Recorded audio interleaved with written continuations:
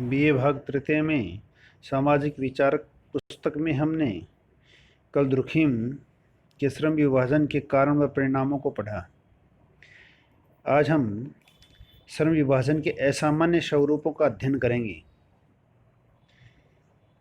अपनी पुस्तक the division of labour in society में दुर्खीम ने तीसरे खंड में श्रम विभाजन के कुछ असामान्य स्वरूपों का उल्लेख किया है। देखिए, जहाँ श्रम विभाजन में कुछ अच्छे परिणाम निकलते हैं, वहीं कुछ व्याधिकीय परिणाम भी उत्पन्न होते हैं।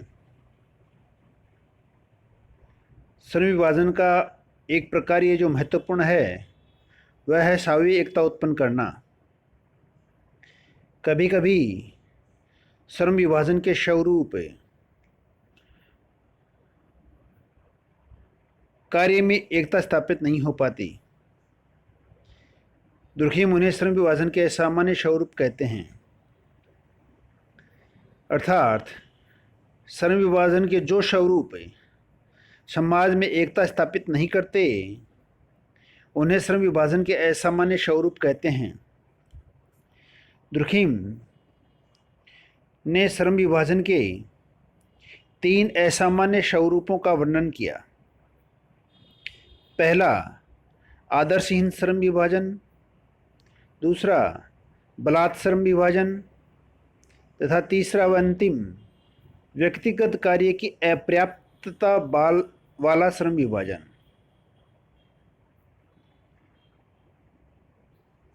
प्रथम असामान्य स्वरूप है आदर्शहीन श्रम विभाजन।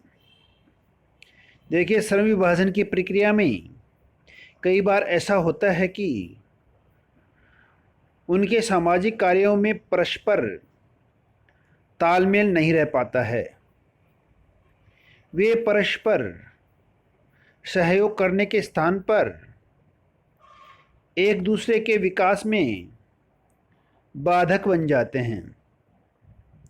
श्रम विभाजन का सामान्य आदर्श तो यह है कि विभिन्न इकाइयों के बीच सहयोग एवं संबद्धता हो।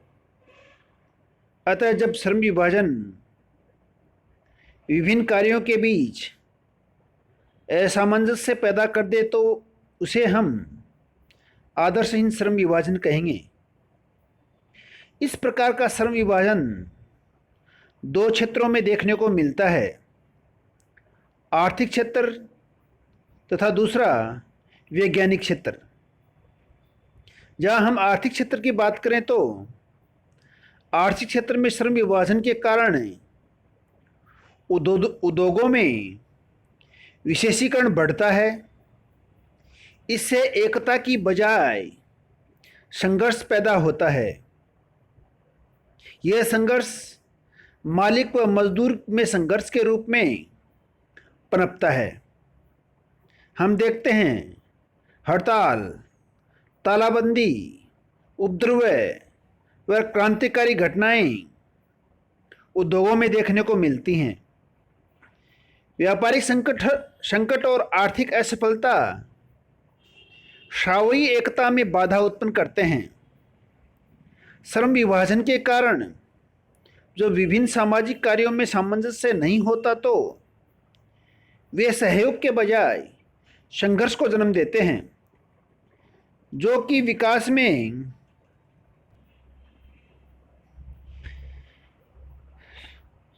वैज्ञानिक क्षेत्र में आदर्श श्रम विभाजन को देखें तो एक व्यक्ति एक साथ सभी विज्ञानों के बारे में ज्ञान प्राप्त कर सकता था पहले प्राचीन समय में, लेकिन वर्तमान में विज्ञानों का विभाजन हो गया है, जो एक व्यक्ति केवल एक ही विज्ञान से जुड़ा हुआ है। प्रत्येक विज्ञान की भी शाखाएं और उपशाखाएं हैं। प्रत्येक वैज्ञानिक अपने को अपने ही क्षेत्र का सिकंदर मानता है। इससे विज्ञानों में एकता नष्ट हुई है।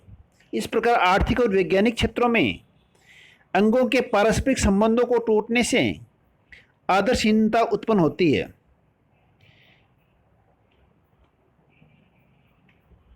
श्रम विभाजन का दूसरा असामान्य स्वरूप है बलात् श्रम विभाजन।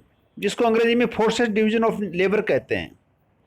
दुर्खिम कहते हैं कि श्रम विभाजन से एकता तभी स्थापित होती है जब लोगों को उनकी योग्यता और रुचि के अनुसार कार्य मिले।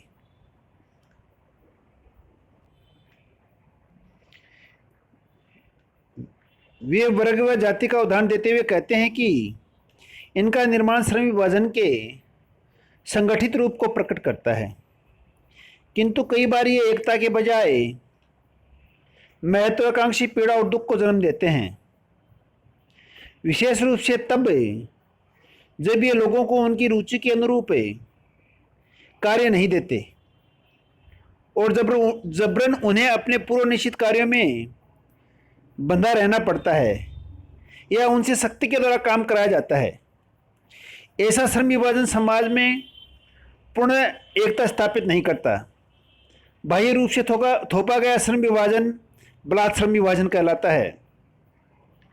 श्रम विभाजन का तीसरा असामान्य स्वरूप है व्यक्तिगत कार्य की अपर्याप्तता। श्रम विभाजन का तीसरा असामान्य स्वरूप वैयक्तिक कार्य की अपर्याप्तता में देखा जा सकता है। कई बार ऐसा भी हुआ है कि व्यावसायिक व औद्योगिक संस्थाओं में कार्य करने वाले लोगों को पर्याप्त मात्रा में कार्य प्राप्त नहीं होता अथवा उनके कार्यों में कोई समन्वय नहीं होता। तब अव्यवस्था और असम्मतता फैलती है और श्रम विभाजन एकता पैदा नहीं कर पाता। धन्यवाद।